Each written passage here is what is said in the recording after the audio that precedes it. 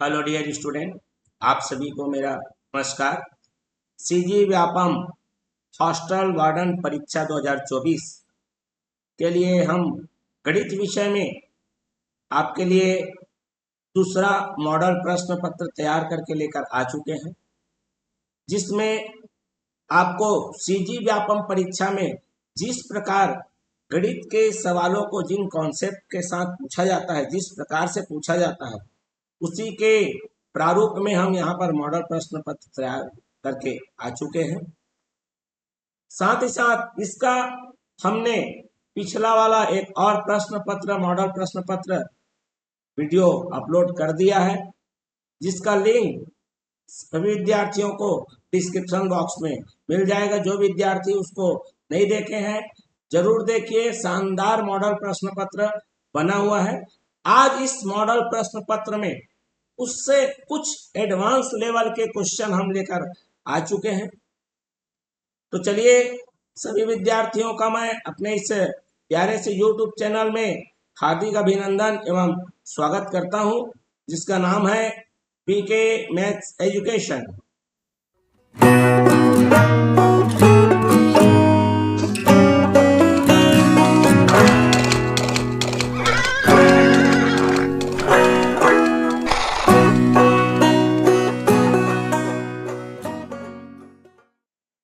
तो चलिए, जैसा कि मैं बता चुका हूं, कुछ एडवांस लेवल के क्वेश्चन इसमें शामिल किए गए हैं। तो वो कौन से एडवांस क्वेश्चन है, ये जानने के लिए आप वीडियो में अंत तक बने रहिए और अंत तक एक एक क्वेश्चन को देखते रहिए। साथ ही साथ हम आपको बताएंगे कि कौन सा क्वेश्चन इजी लेवल का है, कौन सा एवरेज लेवल का है और कौन सा हायर लेवल का है, और कौन इजी होने के बावजूद भी समय लेने वाला है। ये सारी चीजों पर एनालिसिस करते हुए हम क्वेश्चन को सॉल्व करेंगे। तो चलिए बढ़ते हैं प्रश्नों की ओर शानदार तरीके से। आज का हमारा दूसरा मॉडल प्रश्न पत्र का पहला क्वेश्चन क्या है, देखते हैं। तो पहला प्रश्न हमारा दिया है, जिसके अंतर्गत ये हमारा पहला औसत से ही संबंधित है, जिसमें आपको बोला गया है कि 8 लोगों का औसत वजन 52 किलोग्राम है। यदि सबसे भारी और सबसे हल्के लोग, जिनका वजन 68 किलोग्राम और 36 किलोग्राम है, समूह छोड़ देते हैं, तो शेष 6 लोगों का नया औसत वजन क्या होगा। ये सामान्य सा प्रश्न है, लेकिन समय लेगा, क्योंकि कैलकुलेशन में टाइम लगाएगा। ठीक है, एवरेज लेवल का है। ठीक है, क्योंकि इस तरह के प्रश्न पूछे जाते हैं, लेकिन अगर कैलकुलेशन करने समय टाइम लगाएंगे तो फिर आपका समय चला जाएगा। ठीक है, तो चलिए, इसमें कैलकुलेटिव आपको टाइम देना पड़ेगा। चलिए, जब भी ऐसा औसत वाला है तो इसको बनाना कैसे है, देख लीजिए। ये हमारे पास है नंबर, एवरेज और सम। ये 3 कॉलम बनाते हैं, जिसको बोलते हैं हम लोग संख्या, औसत और योग। मैंने औसत से संबंधित बहुत सारे प्रकार के प्रश्न बनाए हैं। ठीक है, एकदम सामान्य इसी 3 आप कॉलम बनाएंगे तो कोई भी प्रश्न आपके बनेगा। तो संख्या, पहले 8 लोग थे, 52 का उनका औसत था। टोटल सब लोग 8 लोग मिलके 416 किलो बना रहे थे, जिसमें से 2 लोग निकल जा रहे हैं, मतलब उनके वजन को आपको क्या करना पड़ेगा, घटाना पड़ेगा। तो 68 और 36 दोनों घटाना पड़ेगा, जो कि आएगा मेरे पास, टोटल आएगा 104 दोनों मिलकर। मतलब 416 में 104 घटाएंगे तो ये आ जाएगा 312 किलो।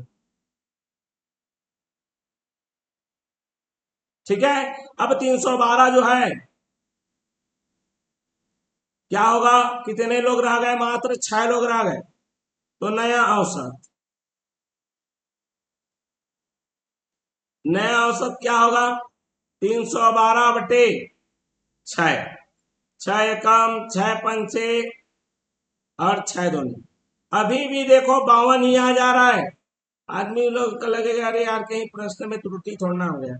ऐसा तो नहीं बोला भैया कि औसत बदलना ही चाहिए। वो नया औसत बस पूछ रहा है आपसे।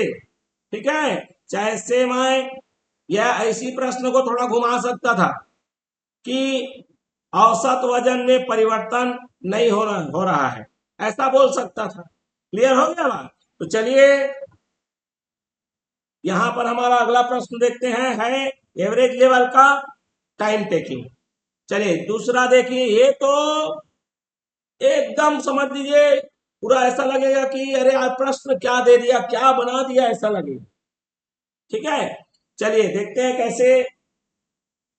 दो ट्रेनें एक ही स्टेशन से सुबह 6 बजे और 8 बजे निकलती है और क्रमशः 60-45 के गति से एक ही दिशा में यात्रा करती है। दूसरी ट्रेन इस समय पहली ट्रेन को पार करेगी। इसका ट्रिक वगैरह जानते हैं, एकदम लगेगा अरे ऐसा बनता है, और सामान्य ट्रिक से बनाने की कोशिश करेंगे। ठीक है, लेकिन यहाँ पे थोड़ा सा लॉजिक छुप गया है। तो लॉजिक क्या छुपा हुआ है मैं आपको समझाऊंगा, वीडियो में बने रहिए।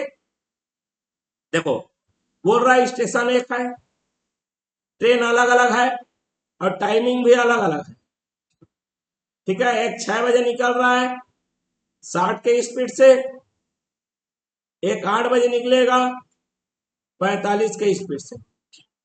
इसमें आपको थोड़ा सेंस लगाना है भैया, मैथमेटिकल चीज अपनी जगह है और ये थोड़ा लॉजिक लगाना है।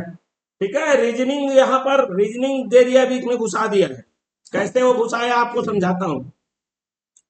देखो ये 6 बजे निकल चुका है, मतलब 2 घंटे बाद ये निकलने वाला है।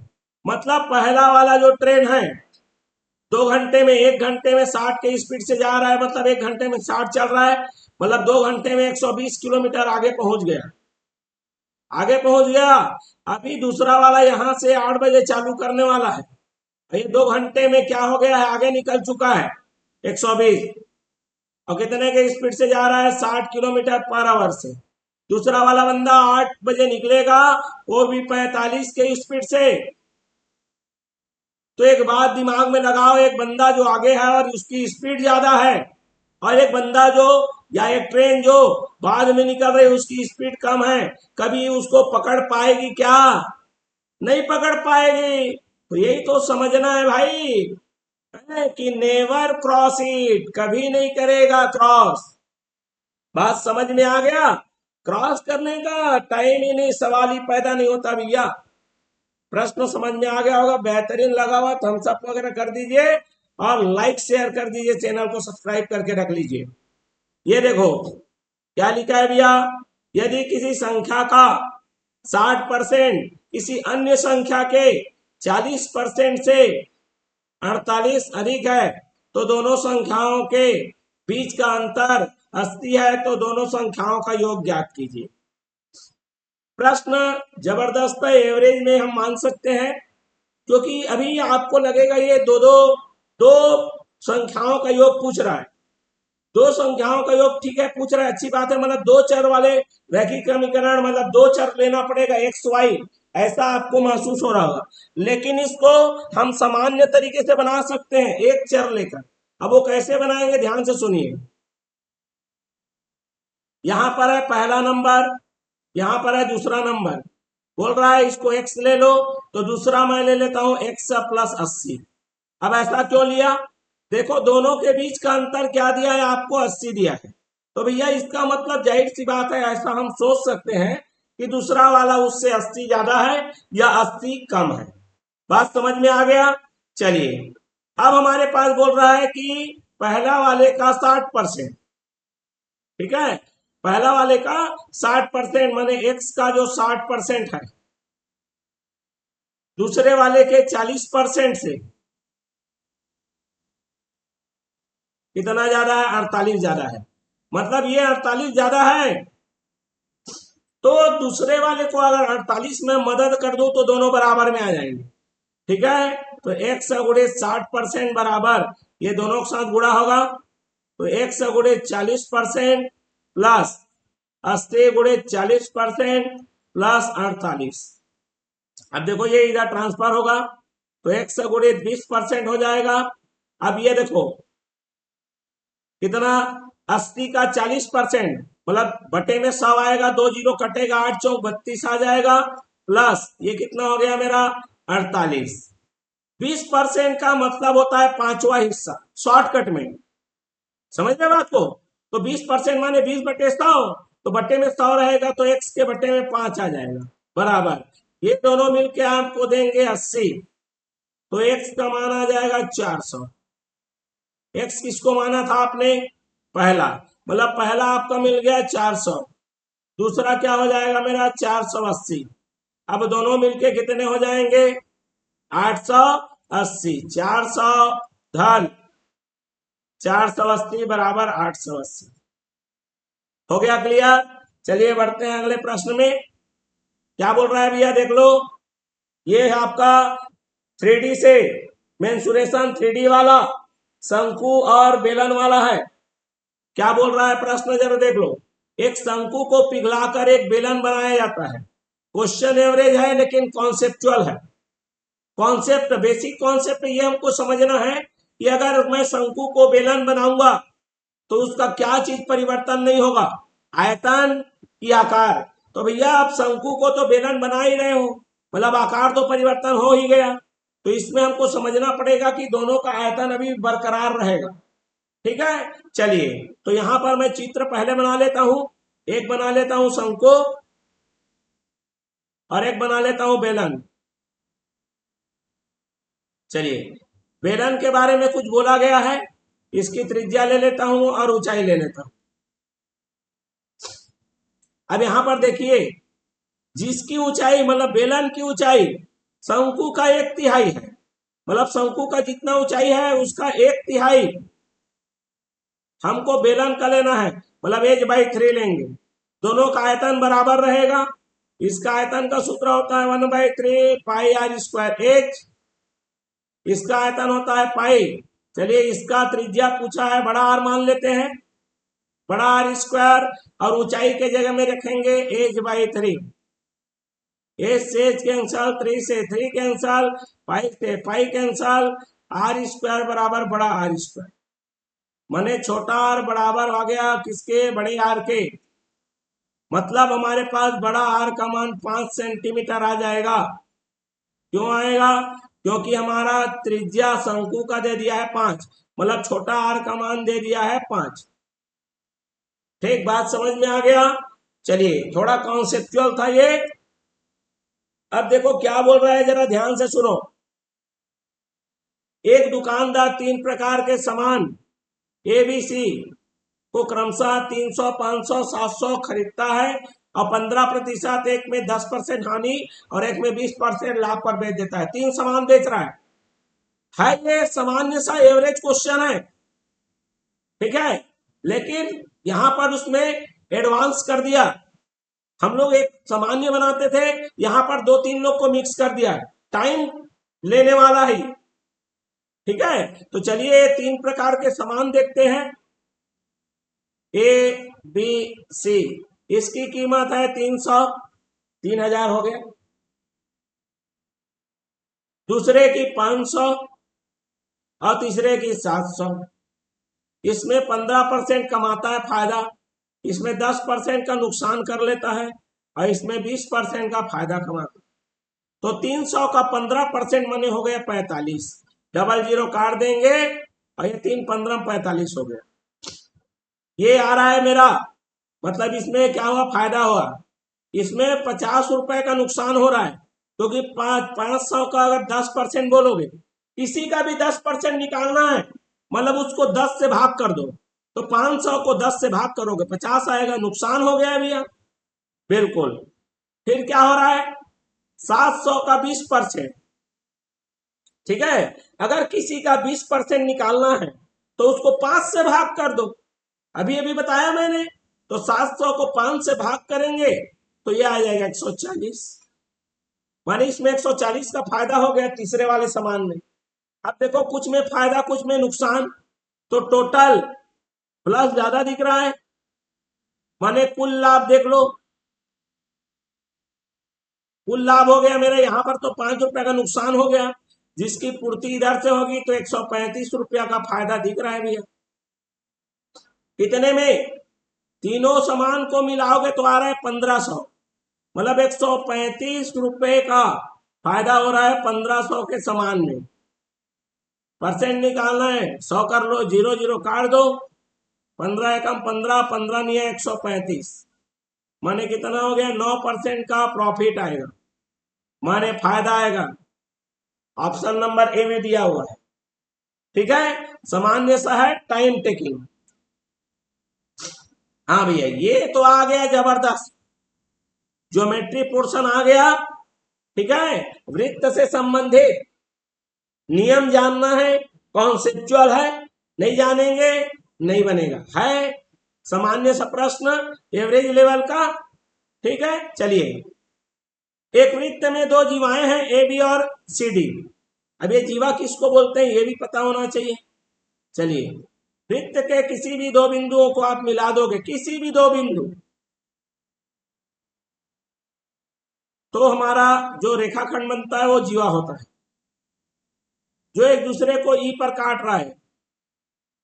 ये सेंटर ना लगा भाई, ई पे ये काट रहा है, फिर कंफ्यूज हो जाओगे आप लोग।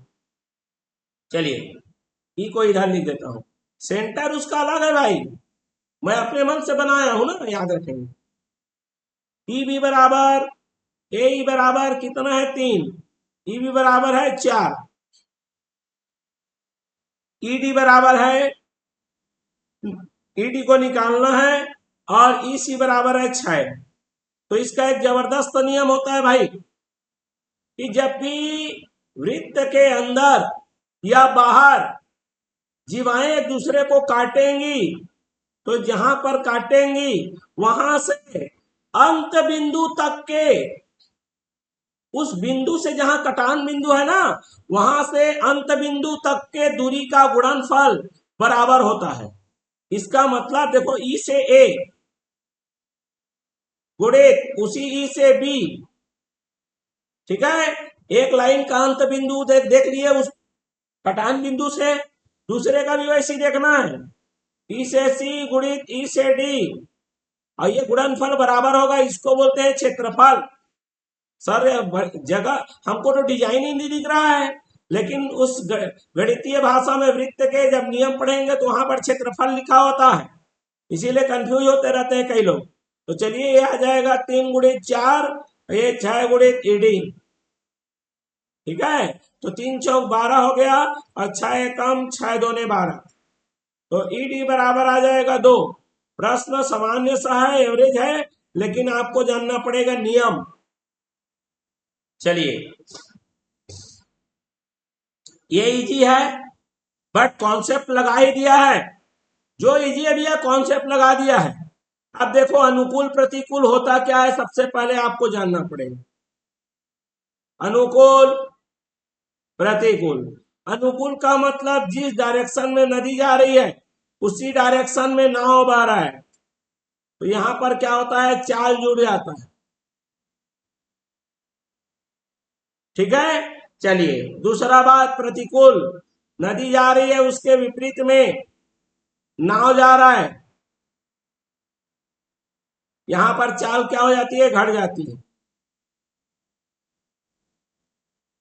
बात स्पष्ट हो गई। चलिए भैया, नाव हमेशा ज्यादा चाल रखेगा, तो चलिए इसको ले लेता हूं एक्स, इसको वाई, इसको एक्स है, इसको वाई, ये सामान्य स्थिति की बात है। लेकिन जब चाल जुड़ जाएगा तो अनुकूल में नया चाल आएगा, अनुकूल के हिसाब से चलेंगे तो ये आ जाएगा एक्स प्लस वाई। अब ये अनुकूल में 30 किलोमीटर 3 घंटे में जाता है, तो 30 बटा क्या हो जाएगा? 3, मतलब एक्स धन वाई बराबर आ जाएगा मेरा 10। भैया 30 किलोमीटर को 3 घंटे में चलता है बोल रहा है अनुकूल में, मतलब वो 1 घंटे में 10 चल रहा है, मतलब स्पीड 10, मतलब दोनों मिलके स्पीड कितना दे रहे हैं? 10 दे रहे हैं। इधर चाल घट जाती है, मतलब एक्स में वाई माइनस होगा, और उसी दूरी को माने 30 किलोमीटर को 5 घंटे लगा देता है, माने एक्स माइनस वाई बराबर आ जाएगा 6।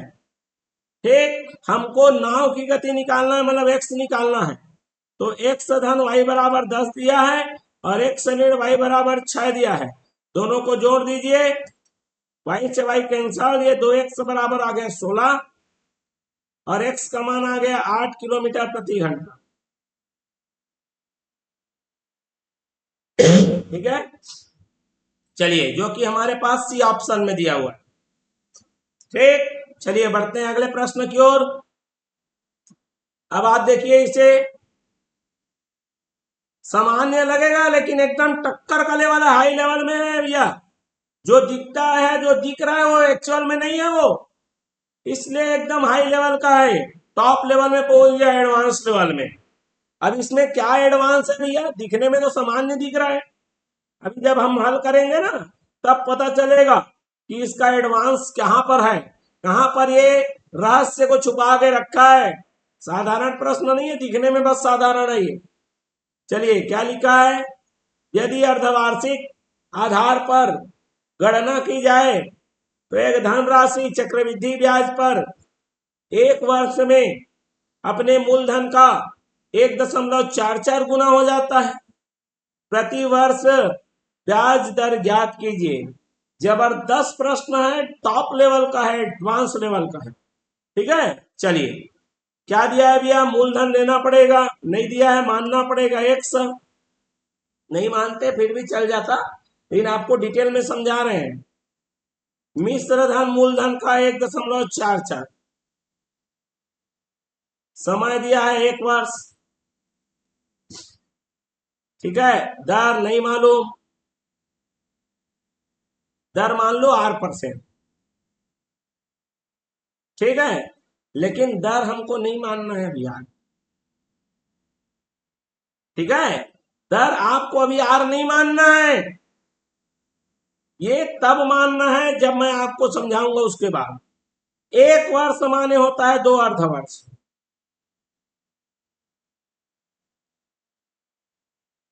क्योंकि गणना अर्धवार्षिक हो रही भाई,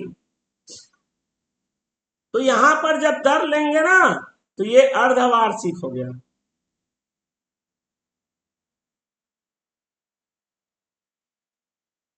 नहीं तो R/2 करना पड़ेगा। क्लियर हो गया।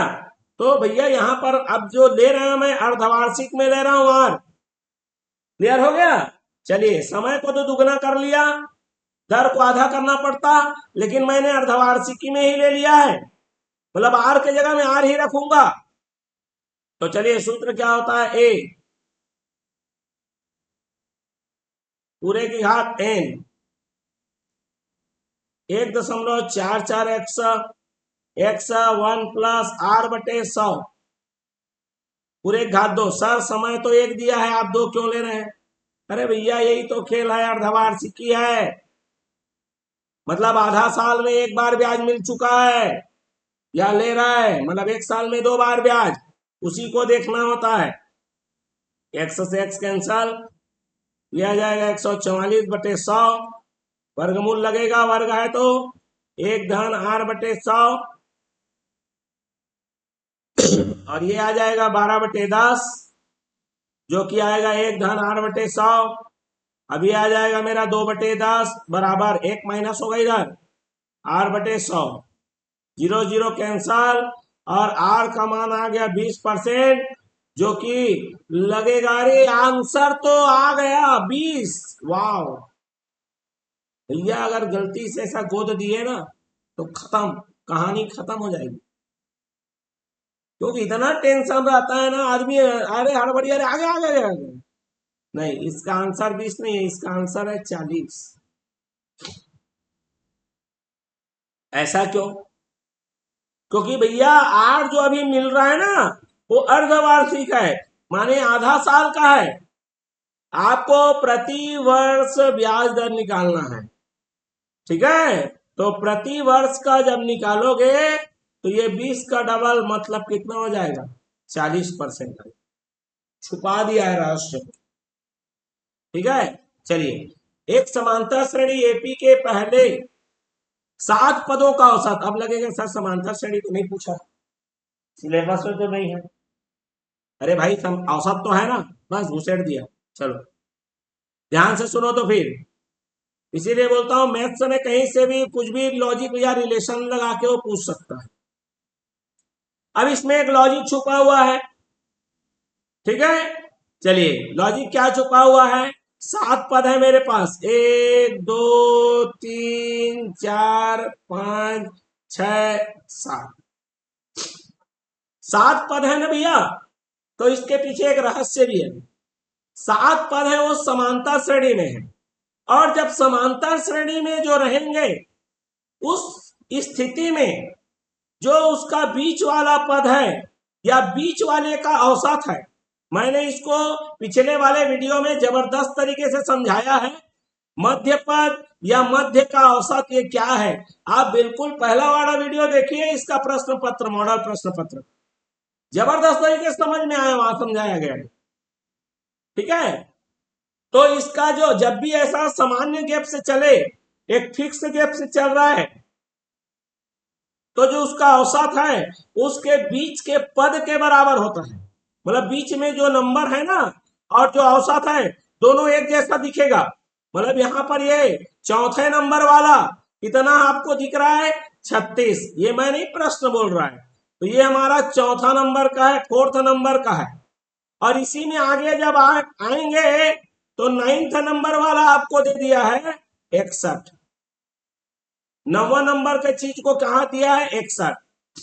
तो देखो भैया यहाँ पर एकदम सामान्य तरीके से आप समझिए, यहाँ पर गैप 5 का आ रहा है और प्रत्येक गैप को मैं मान लेता हूं डी, जो कि समांतर श्रेणी में माना जाता है। ठीक है, तो प्रत्येक गैप यहाँ पर कितने का गैप आ गया, 5 गैप है और सब में डी डी का गैप है, मतलब 5D बराबर। मैं एकदम देखो सामान्य तरीके से समझा के बना रहा हूं, नहीं तो a + n - 1 × d वो आपको लगाने की जरूरत नहीं है, अभी जब योग निकालेंगे तब आपको निकालेंगे। ठीक है, 5D 5 बार गैप आया है, तो गैप देखो 61 से 36 में कितने का गैप है, तो 61 - 36 कर लो, जो कि 25 दिख रहा है आपको। 5 एकम 5 पचे, डी का मान कितना आ गया, 5 पचे 25। तो देखो भैया यहां से 36 से 61 आने में 5 बार डी एकदम बराबर मात्रा में चल रहा है। इसका मतलब हर गैप है वो 55 का है। बात समझ में आ गया, इसका मतलब इधर भी 5-5 का गैप था। ठीक, मतलब 5 या 15 का गैप। ठीक, 15 का गैप के बाद वो 36, चौथा नंबर में 36 आ रहा है, मतलब जो मेरा शुरुआत हुआ है वो 21 से हुआ है। ठीक है, शुरुआत कहां से हुआ है, 21 से हुआ है भैया। ये बात हमको समझ में आ गई, क्लियर हो गया। अब क्या करना है, ऐसी ही 15 पदों का योग ज्ञात करना है। तो 21 से शुरू हो रहा है और 5-5 के गैप में जा रहा है। ठीक है, कितने पदों को जोड़ना है, 15 पदों को जोड़ना है।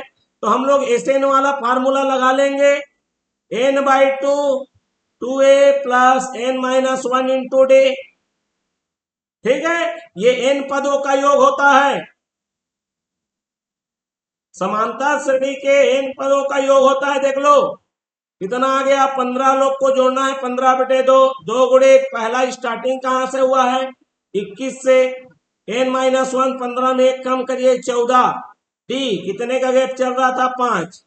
ये आ जाएगा 15/2 गुणे, ये आ गया 21 दूने 42 और 70 कितना आ गया, 112। ठीक है, 70 और 42 112 हो गया, 56 से गुणा करेंगे आप तो जो कि आपको दे देगा 840। ठीक है, कहां पर आया हमारा, डी ऑप्शन में, बिल्कुल। ठीक है, चलिए थोड़ा सा समय लेने वाला है, इसलिए एवरेज होते हुए भी ये हाई लेवल में गिनाएगा। अब यहां पर जरा देख लो, एक घनाभ की लंबाई, चौड़ाई और ऊंचाई ज्ञात कीजिए जिसकी कुल पृष्ठीय क्षेत्रफल 252 वर्ग सेंटीमीटर है और जिसकी लंबाई चौड़ाई की दुगनी है और चौड़ाई ऊंचाई की दुगनी है। तो देखो भैया यहां पर एक संबंध फंसाया है, अगर आपने संबंध को सही नहीं पकड़ा तो ये आपको मुश्किल में डाल देगा। ठीक है, तो जो कि एवरेज प्रश्न होना था वो हाई लेवल में पहुंच जाएगा। मेन खेल तो क्या है, मेन खेल तो है शब्दों को जमाने का कि कौन किसका दुगना है और किसको पहले एक्स लेना है। अगर आप एक्स भी लेना चाहो तो किसको पहले एक्स मान रहे वो भी जरूरी है। ठीक है, तो ये सामान्य होते हुए भी हाई की कैटेगरी में आ जाएगा। ठीक है, चलिए देखते हैं तो फिर क्योंकि इसका है उसका फिर उसको कैलकुलेशन भी करना है। ठीक है, आप एक एक करके यहां से छांटने की कोशिश करोगे तो सब डबल और ट्रिपल दिया हुआ है। ठीक है ना, तो आपको 4 बार काम करना पड़ेगा। कई तरीके हैं, लेकिन आपको जो आपको इसमें सही मेथड है वो चलना है। अब देखो, लंबाई है चौड़ाई का दुगना है, और चौड़ाई है वो ऊंचाई का दुगना है। तो भैया सबसे पहले आपको ऊंचाई को मानना पड़ेगा। ठीक है, चलिए, ऊंचाई को अगर मैं h मान लू तो चौड़ाई क्या हो जाएगा, जो ऊंचाई था उसका डबल हो जाएगा जी। लंबाई क्या होगा, लंबाई है वो चौड़ाई का डबल हो जाएगा। चौड़ाई तो 2h पहले से मिल चुका है, तो अब कितना हो जाएगा 4h। और इसका कुल पृष्ठीय क्षेत्रफल का सूत्र होता है 2 गुणे लंबाई चौड़ाई प्लस चौड़ाई ऊंचाई प्लस ऊंचाई लंबाई, बराबर दे दिया है 252। ठीक है, चलिए 2 से काट दीजिए, 126 आ गया। ठीक, चलिए लंबाई को चौड़ाई से गुणा करिए, 4 दूने 8 हो गया। 4 सॉरी एक्स नहीं है, एच में है, एच में लिख दिया हूं, कोई बात नहीं, घबराने को थोड़ा है भैया। प्लस 2h गुणित एच प्लस एच गुणित 4h, और ये आ जाएगा 126। ये और ये गुणा होगा तो 8h² आ जाएगा प्लस 2h² आ जाएगा प्लस 4h² बराबर 126। ये आ जाएगा 14h² बराबर 126। 14 का एक बार में, 14 का 9 बार में, h का मान आ गया 3। ठीक है, h का मान 3 आ गया, तो भैया एक आएगा 3, एक आएगा 6 और एक आएगा 12। 3 6 12 हमारा ऑप्शन नंबर सी। क्लियर है, चलिए बढ़ते हैं अगले में। ये देखो फिर प्रॉफिट लॉस है, लेकिन फिर इसको पेचीदा बना दिया है, सामान्य तरीके से कोई पूछ ही नहीं रहा है। तो ये आपका इजी भी रहेगा होने के बावजूद भी ये ना समझ लीजिए आपका समय खाने वाला है। क्या बोल रहा है, एक व्यापारी 2:3:5 के अनुपात में 55, 88 और 100 प्रति किलोग्राम की लागत वाले 3 प्रकार के चावल मिलाता है। तो भैया चावल अनुपात में दिया है, चावल की मात्रा ले लो, तो एक को ले लो 2x, एक को ले लो 3x और एक को ले लो 5x। अनुपात दिया है, उसको जब मात्रा बनाएंगे ना तो एक निश्चित राशि गुणा करना पड़ता है। चलिए ये देखो, इसका भाव 55 है, इसका भाव 80 है और इसका भाव 100 है।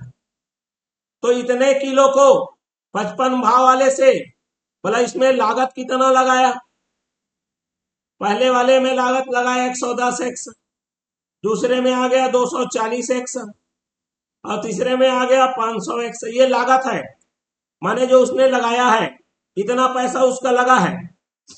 ठीक है, चलिए मतलब टोटल कुल लागत तो जोड़ दीजिए सभी को, तो ये आ जाएगा मेरा 850x। ठीक है, अब क्या हो रहा है, मेरे पास टोटल चावल तीनों मिक्स कर दिया उसने, तीनों मिक्स कर दिया, मतलब कुल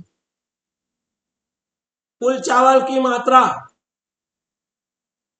कितनी हो गई, 2x धन 3x धन 5x, माने हो गया इतना किलो आ गया 10x।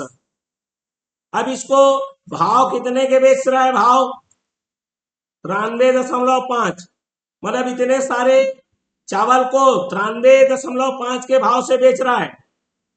तो विक्रय मूल्य कितने में बेचा, 93.5 को गुणित करेंगे 10x से, जो कि आ जाएगा जो 935x, मतलब 850 लगा के 935x में बेच रहा है। तो भैया फायदा ही तो हो रहा है ना, तो मतलब इन दोनों को काट दो,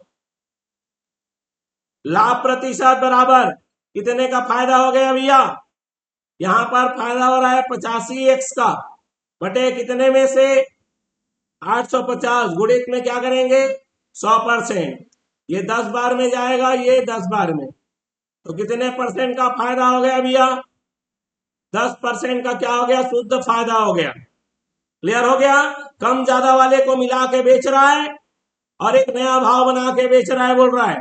तो ये थोड़ा टाइम, इसमें कोई आप लॉजिक नहीं लगा सकते, ट्रिक नहीं लगा सकते, ये सामान्य तरीके से कैलकुलेशन करके ही मिलेगा आपको। चलिए, फिर क्या बोला, ये तो इजी लेवल का है, लेकिन थोड़ा लॉजिकल फंसा दिया।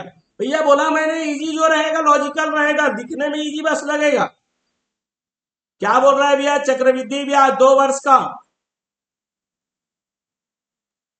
2 वर्ष का दिया है 8400,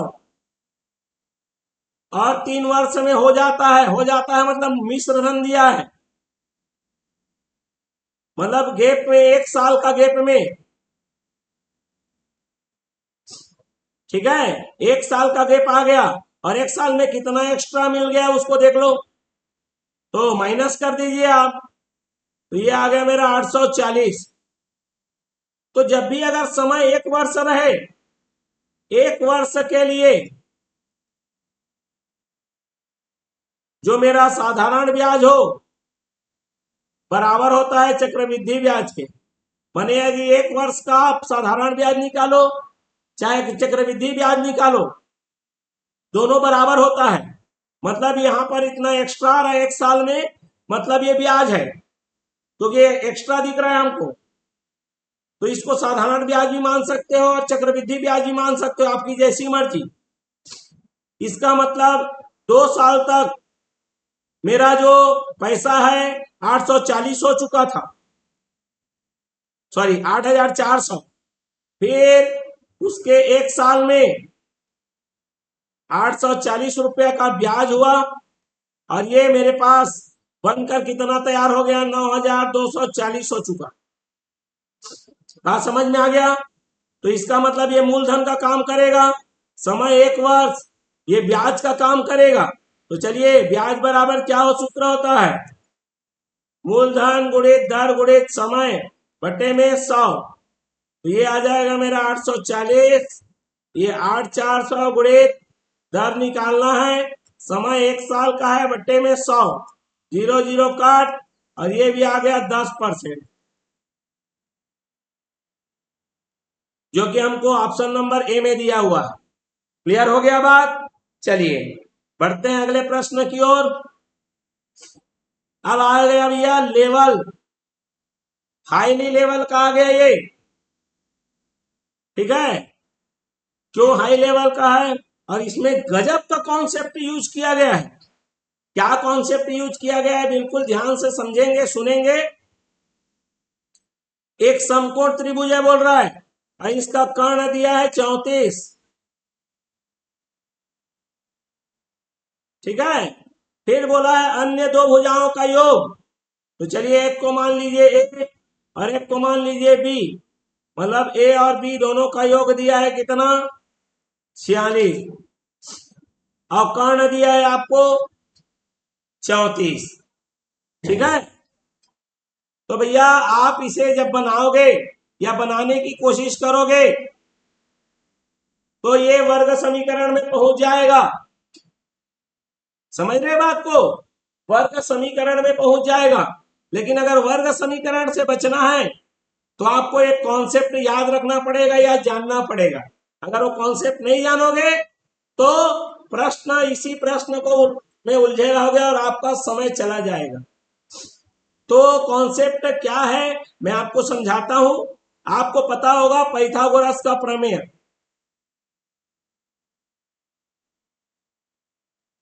तो लॉजिक ये नहीं है भाई, लॉजिक अभी आएगा, ये नहीं है। पाइथागोरस का प्रमेय क्या कहता है कि लंब का वर्ग और आधार का वर्ग, उसका योग करेंगे तो कर्ण के वर्ग के बराबर आता है, ये हमको पता है, जी हाँ। लेकिन यहीं पे अब लॉजिक छुपा हुआ है। वो लॉजिक ये है कि आपको एक पता होना चाहिए रिलेशन, वो रिलेशन ये है कि अगर मैं a प्लस बी का होल स्क्वायर में जोड़ता हूं a माइनस बी के होल स्क्वायर को, तो a square plus B square का डबल आना चाहिए या आता है। ये हमको लॉजिक पता होना चाहिए, कॉन्सेप्ट पता होना चाहिए। तो सर ये हम लोग क्यों निकाल रहे हैं, अभी पता चल जाएगा। ठीक है, क्योंकि देखो यहां पर a प्लस बी दे दिया है, कितना दिया है भैया 46, मतलब आपको लेना है 46 का वर्ग प्लस a माइनस बी का वर्ग बराबर a प्लस बी का वर्ग। ठीक है, a प्लस बी का वर्ग आपका मिल चुका है 34 का वर्ग, गुणित में करना है 2, ये उधर जाएगा और ये आ जाएगा a माइनस बी का वर्ग बराबर 34 का वर्ग ऋण 2 46 का वर्ग। देखो भैया 2 का वर्ग दोनों में है, यहां पर बच गया 2 का वर्ग निकल गया, मतलब 17 का वर्ग, 17 का वर्ग होता है 289, गुणित में 2 माइनस, ये देखो भैया ये आ गया 2 का वर्ग बाहर निकल चुका है, 23 का वर्ग बचा, 23 का वर्ग होता है 529, कैलकुलेशन में जाएगा भैया। ये कितना आएगा जरा देख लो, 9 दूने 18, 28 दूने 56, 1 57, माइनस में करेंगे आप 529। ठीक, तो ये आ जाएगा आपका a माइनस बी का वर्ग बराबर 2 का वर्ग गुणित ये आ गया 49। अब आप इस यहां से निकालेंगे a माइनस बी, तो जो वर्गमूल लेना पड़ेगा, तो ये देखो 2 का वर्ग है, वर्गमूल लोगे तो 2 ही आएगा, और 49 का तो आएगा भैया 7, मतलब आपके पास मिल चुका है a प्लस बी बराबर दिया था 46 और a माइनस बी बराबर आ गया 14। आपको बड़ा भुजा चाहिए, तो यहां पर जब माइनस चिन्ह में जो सामने लिखा रहता है वही बड़ा है, ये बात भी लॉजिक में लगाना पड़ेगा, नहीं तो पता चला बी निकाल के निकाल रहे हो तो फिर टाइम जाएगा। तो ये लॉजिक पता रहेगा तब आपका समय बचेगा। दोनों को जोड़ दीजिए, ये आ गया 2a बराबर कितना आ गया 60 और a का मान आ गया 30। जब इसे वर्ग समीकरण में जब अगर बनाते, और यही बड़ी भुजा है, बी निकालने की जरूरत ही नहीं है। क्लियर हो गया बात, समझ में आ गया होगा। बिल्कुल लाइक शेयर करके चैनल को सब्सक्राइब करके रखिए, जितने भी प्रतियोगी परीक्षाएं हैं उनका इसी प्रकार मॉडल प्रश्न पत्र आता रहेगा, क्वेश्चंस आते रहेंगे। चलिए बढ़ते हैं अगले प्रश्न की ओर। यहां पर भी एडवांस कर दिया है कुछ, क्या एडवांस कर दिया है भैया देख लो। एक रेलगाड़ी 9 घंटे में 540 किलोमीटर की दूरी तय करती है बोल रहा है, ठीक है, उसको करना है 540 को 9 घंटे में पूरा कर लेता है बोल रहा है। इसका मतलब मेरे को दूरी दिया है और 9 घंटे समय दिया है, लेकिन पहले क्या हुआ, फिर कुछ गड़बड़ी आ गई। क्या गड़बड़ी आ गई, पहला जो 3 घंटा है उसमें 60 के स्पीड से दौड़ रहा है बोल रहा है, ठीक है।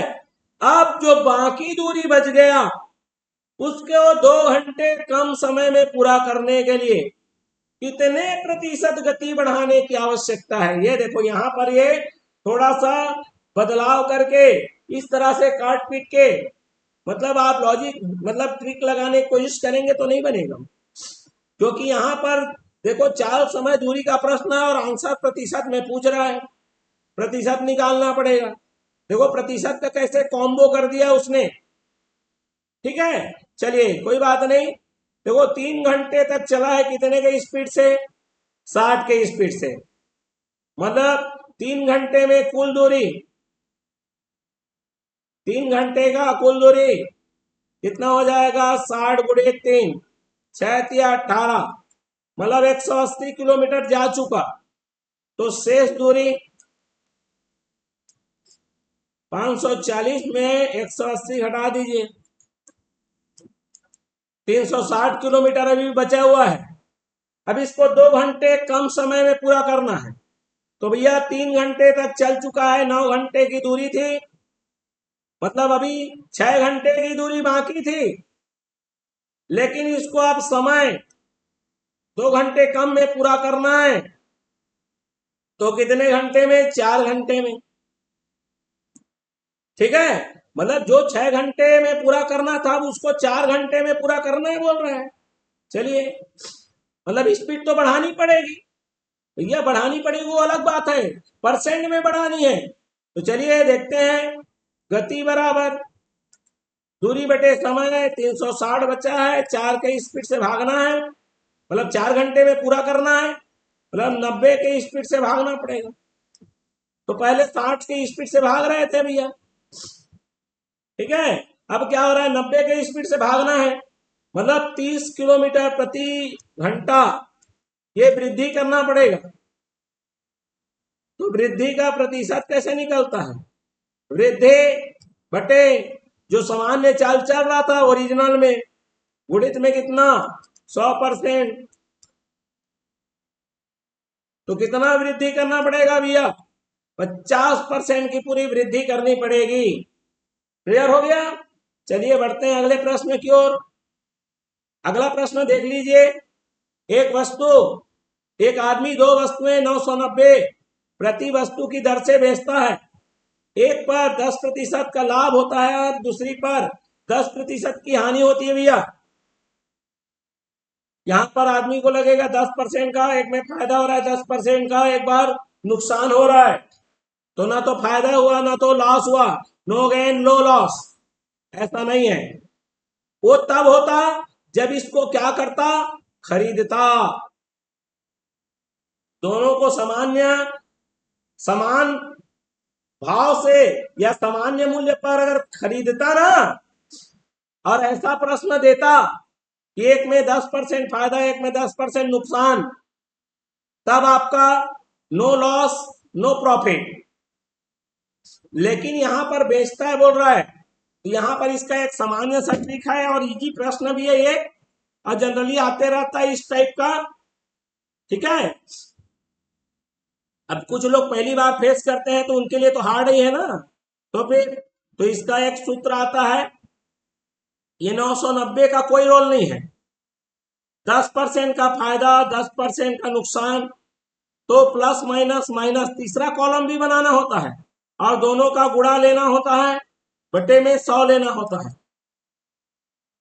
ठीक।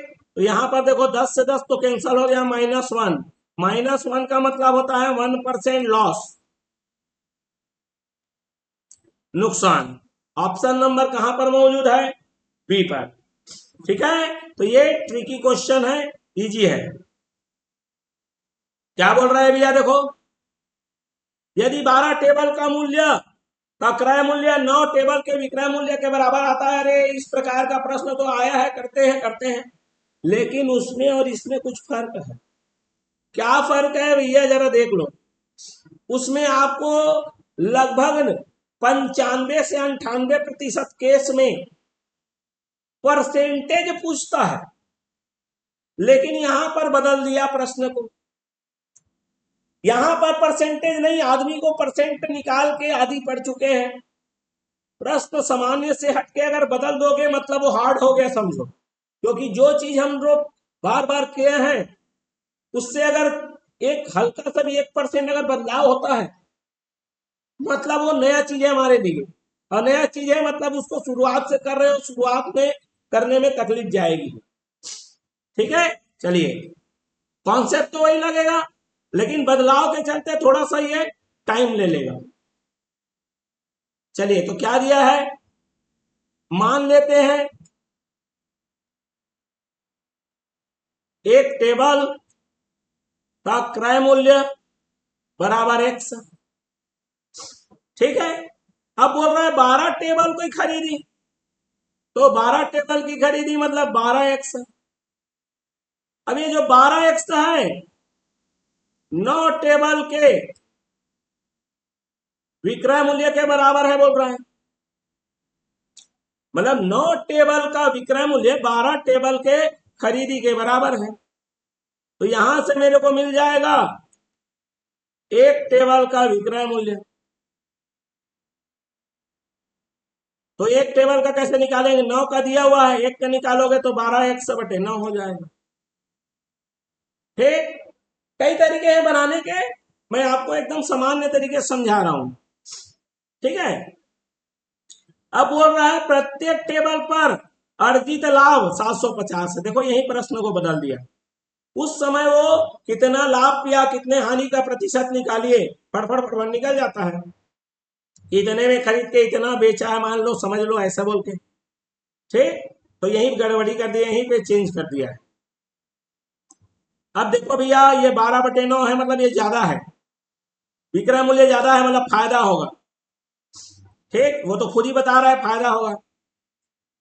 तो एक टेबल का विक्रय मूल्य पता है, एक टेबल का खरीदी मूल्य पता है, तो एक टेबल पर लाभ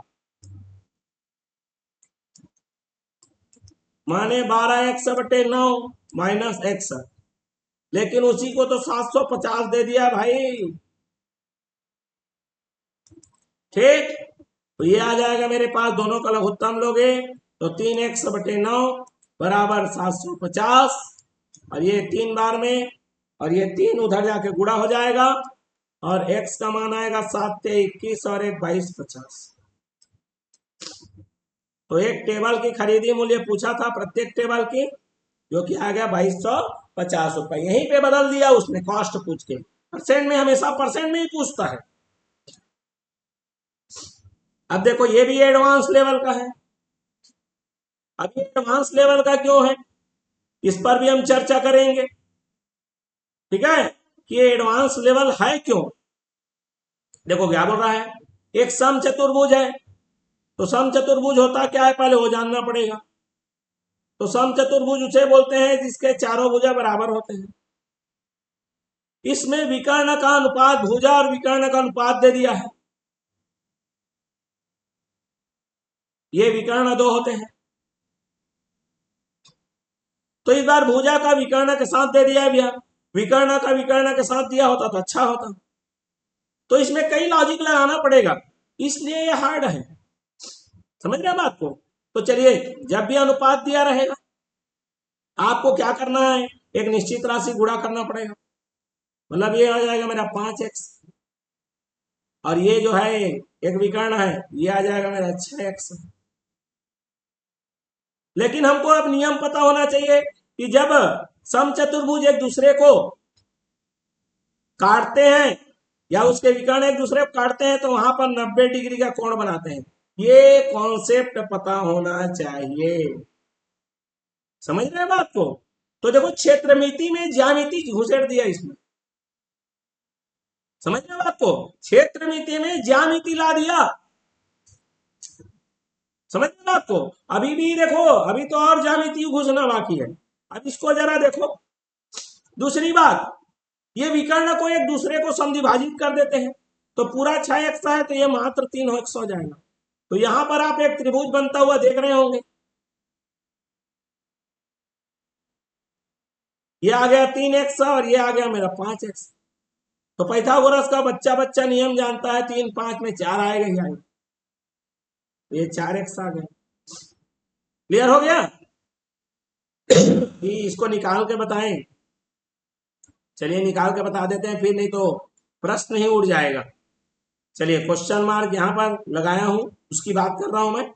चलो ABCD नाम दे देता हूं मैं, ताकि अच्छे से समझ में आए। इसको ले लेता हूं O, तो ये O है, ये C है, ये B है। ठीक है, नाम से ही कर देता हूं मैं OB। ठीक, क्लियर हो गया। 5x का होल वर्ग माइनस 3x का वर्ग उसका अंडर रूट, तो ये आ जाएगा भैया 25x² माइनस 9x² उसका अंडर रूट, आ जाएगा अंडर रूट में 16x² अंडर रूट, और ये आ जाएगा 4x। अब ये 4x आ गया, तो ये भी 4x क्योंकि समद्विभाजित होता है। अब यहां पर से देखो, अभी काम खत्म नहीं हुआ हमारा, काम देखो सभी तो चालू हुआ है काम। एक मेरे को दे दिया है 6x, अब दूसरा मिल गया मेरे को 8x, इधर 4 इधर 4, 8x हो गया ना। क्षेत्रफल, समचतुर्भुज का जो क्षेत्रफल होता है 1/2 d1 गुणित d2, पहला विकर्ण दूसरा विकर्ण। चलिए, समचतुर्भुज का क्षेत्रफल है 8 6 4 बराबर 1/2 गुणित 6x गुणित 8x, ये आ गया 3। तो 8 6 4/8 दिया 24 बराबर x²।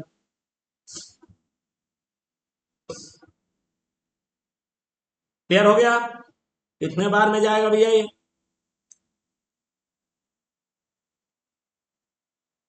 कितने बार में जाएगा? 36। तो x का वर्ग आ गया मेरे पास 36, तो x का मान आ गया 6।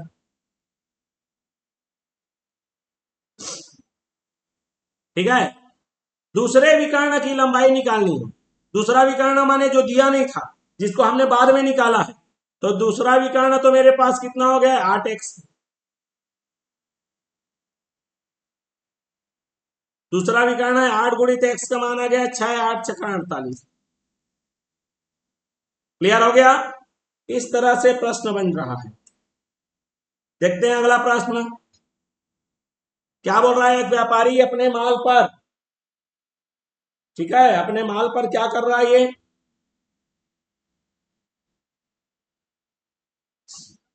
40% अधिक मूल्य अंकित करता है तथा 20% की छूट प्रदान कर देता है।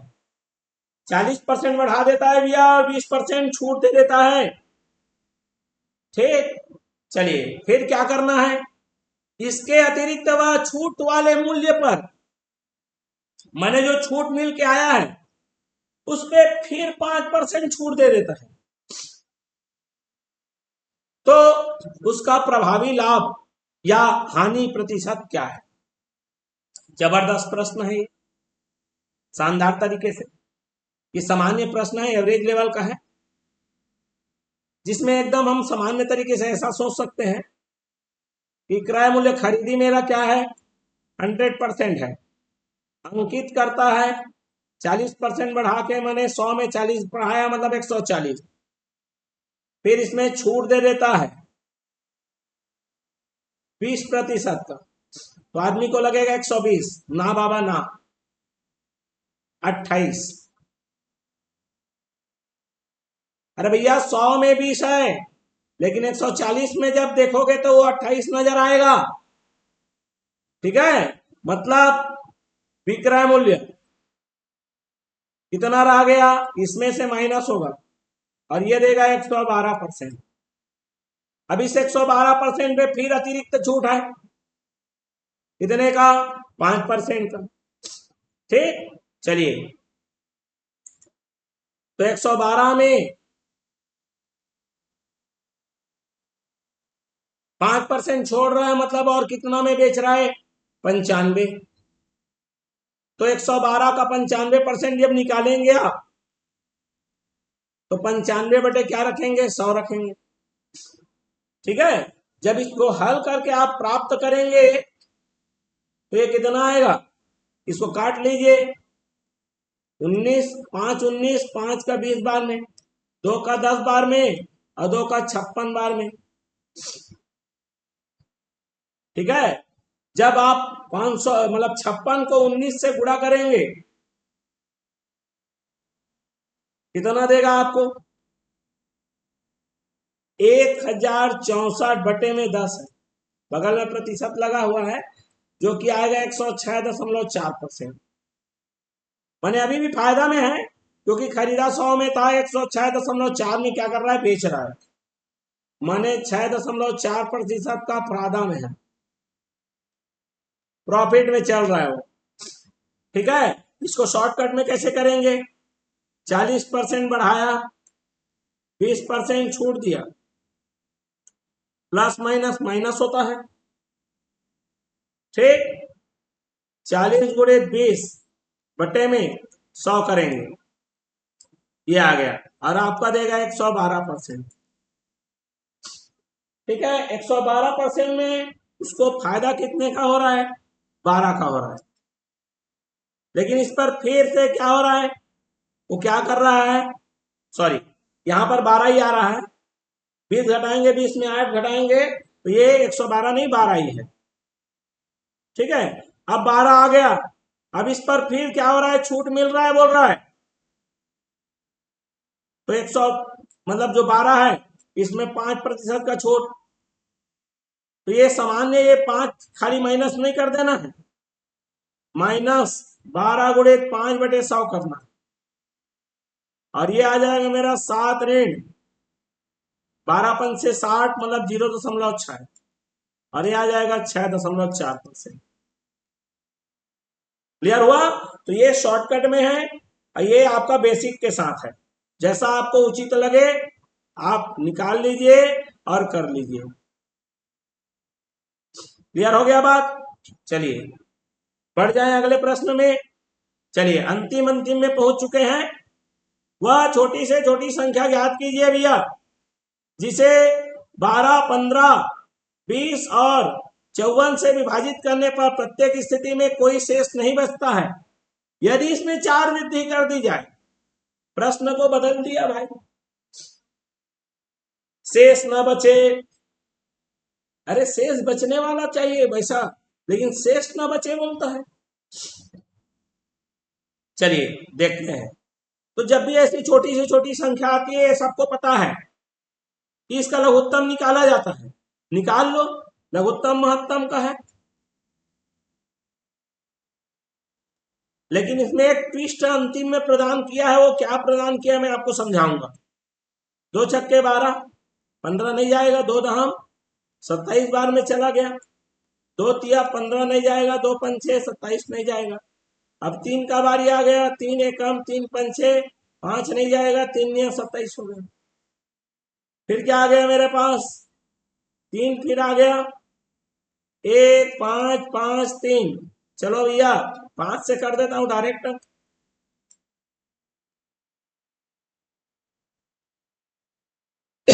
ठीक है, अब यहां पर गुणा कर सकते हैं। देखो जब भी 2 और 5 का गुणा आए ना उसको रहने दो। 2 तिया 6 तिया 18 तिया 54 और 5 और 2 का जोड़ी जितना रहेगा उतना 0 लगा दो। इसमें तो ऑप्शन ही नहीं दिया है। तो एक काम करते हैं, डबल करके देखते हैं। तो 540 का डबल आ गया है मेरा 1080, जो कि इसमें आ रहा है, लगभग आ रहा है। ठीक है, अभी 180 वो नंबर है, सॉरी 1080 ऐसा नंबर है जो कि 12 से भी भाग चला जाएगा, 15 से भी जाएगा, 20 से भी जाएगा और 54 से भी जाएगा। लेकिन हमको ये पूरा पूरा भाग चला जाएगा, मतलब शेष नहीं बचेगा। लेकिन हमको ऐसा नंबर चाहिए जिसको 4 बढ़ाएं तब वो मिले। समझ रहे बात को? तो जनरली क्या होता है, जब भी लघुत्तम महत्तम का जो सामान्य प्रश्न आता है उसमें लास्ट में प्लस कर देने वाला हमने ट्रिक पढ़ा है। जो ट्रिक में जाएगा 1084 मार के निकल जाएगा। ठीक है, मतलब एक नंबर मेरे पास है जिसको 4 बढ़ा के कितना बनाना है, 1080 बनाना है भैया। मतलब वो आ जाएगा आपका 1080 में आपको 4 घटा के 1076 लाना पड़ेगा। लॉजिक यहां छुपा हुआ है। क्लियर? अब देखो ये इस प्रश्न को देखिए, जबरदस्त है। ये भी क्षेत्रमिति है, कॉन्सेप्चुअल लगा हुआ है, ज्योमेट्री घुसेड़ दिया है। क्या लिखा है जरा ध्यान से देखेंगे। एक समकोण त्रिभुज में कर्ण इस बार 26 दे दिया है भैया। लगेगा सेम प्रश्न है, नहीं। क्या बदलाव किया है जरा ध्यान से देखो। इसका दूसरा भुजा ए और बी मान लेता हूं। त्रिभुज का क्षेत्रफल इस बार दिया है, कर्ण आपका दिया है 26। चलिए एबीसी मान लेते हैं इसको। कर्ण जिसको एसी बोला गया है यहां पर। त्रिभुज का क्षेत्रफल बराबर दिया है 120। जब भी ऐसा समकोण त्रिभुज रहे तो जो 90 अंश बना रहा है वही एक लंब और एक आधार का काम करेगा। माने 1/2 गुणित ए बी, आधार गुणित ऊंचाई बराबर 120 दे दिया है।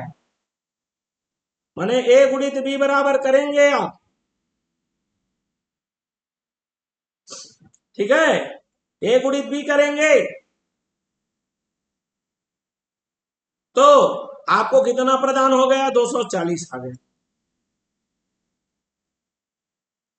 और कर्ण दिया है, कर्ण दिया है मतलब लंब का वर्ग में आधार के वर्ग को जोड़ेंगे तब आपको 26 का वर्ग मिलेगा।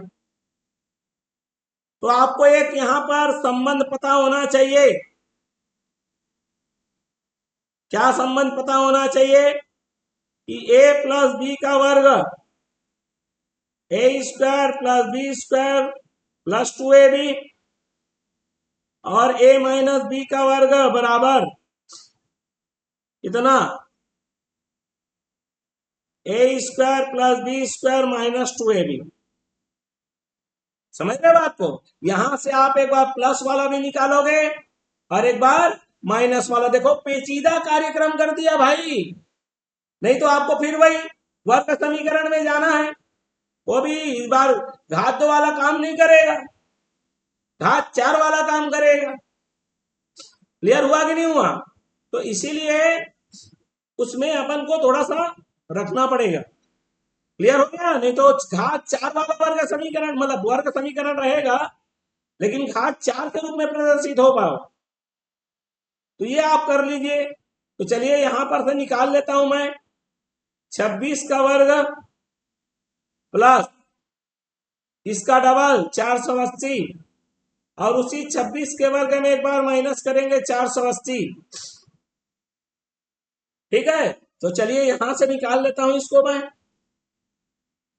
26 का वर्ग कितना होता है 676। ठीक है, कितना आ जाएगा भैया 26 का वर्ग आता है। तो चलिए मैं यहां पर a प्लस बी के वर्ग को पहले हल करता हूं, बराबर अंडर रूट आएगा। ठीक है, 26 का वर्ग हमारे पास है 676 प्लस 480 करिए और ये आ जाएगा 6, 8 7 15 और 4 6 10 और 1 11। ठीक है, ये आ जाएगा हमारे पास। क्लियर हुआ कि नहीं हुआ? चलिए देख लीजिए यहां पर, ध्यान से समझिए इसको।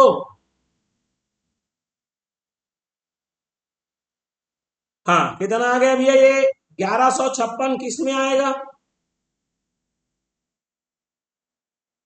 4 6 10 480 आएगा ना भैया? नहीं, गलत है। हाँ, ए बी कितना आ गया मेरा 2ab चाहिए तो ए बी का डबल करना पड़ेगा। ठीक है, ए बी का डबल तो कितना आ जाएगा 480 तो होगा। चलिए कितना आ गया 1156। इसका वर्ग इसका किसका वर्गमूल या इसका वर्गमूल 1156 का कितना होता है भैया 1156 का 34 का आएगा ये। ठीक, अब उसी तरह से a माइनस बी निकलेगा, यहां से निकलेगा, ये वर्ग है उधर जाके वर्गमूल बन जाएगा और उसी 676 में माइनस करना है 480 को। ठीक है, इस बार माइनस करना है भैया तो 676 में आप माइनस करेंगे 480 को तो ये आपको प्रदान करेगा कितना प्रदान करेगा 480 माइनस कर लीजिए तो ये आपको कितना प्रदान कर रहा है 196 और वर्गमूल 196 जानते हैं 14 होता है। आपको इस बार छोटा चाहिए तो इसमें भी लॉजिक फिर छोड़ दिया। देख लो अभी तक बड़ा निकाल रहे थे तो इस बार a प्लस बी बराबर आ चुका है मेरे पास 34 और a माइनस बी बराबर आ चुका है मेरा 14। तो दोनों को इस बार माइनस करना पड़ेगा क्योंकि छोटा वाला चाहिए। समझ रहे बात को? तो ये माइनस ये प्लस और ये माइनस ए से कैंसर। इस बार छोटा वाला बी है जो माइनस में लगा रहता है वही छोटा होता है। तो 2b बराबर कितना हो गया मेरे पास 8 और ये आ गया 4 2 एकम। अच्छा माइनस करना है ना, चलिए इसीलिए तो कैसे गड़बड़ी आ गया सोच रहा था। चलिए माइनस करना है, माइनस कितना आ गया मेरा ये 20 तो 2 दहम 20। तो जो छोटा वाला है भैया वो 10 आएगा जो कि ऑप्शन नंबर कहां पर मौजूद है ए पर मौजूद है। तो जबरदस्त तरीके का कॉन्सेप्चुअल, कुछ हाई लेवल के, कुछ मॉडरेट लेवल के और कुछ इजी लेवल के क्वेश्चनों का समागम करके हमने ये प्रश्न पत्र तैयार किया है। तो चलिए, आपको ये पसंद आया होगा, लाइक शेयर जरूर कर दीजिए, चैनल में नए तो सब्सक्राइब कर बेल आइकन नोटिफिकेशन ऑन कर दीजिए। इसी प्रकार अन्य प्रतियोगी परीक्षाओं का मॉडल प्रश्न पत्र और लाइव क्लास तथा अपलोडेड वीडियोस लेकर आते रहेंगे। तो सभी विद्यार्थियों का पुनः धन्यवाद, नमस्कार, मिलते हैं अगले वीडियो में। Thank you so much.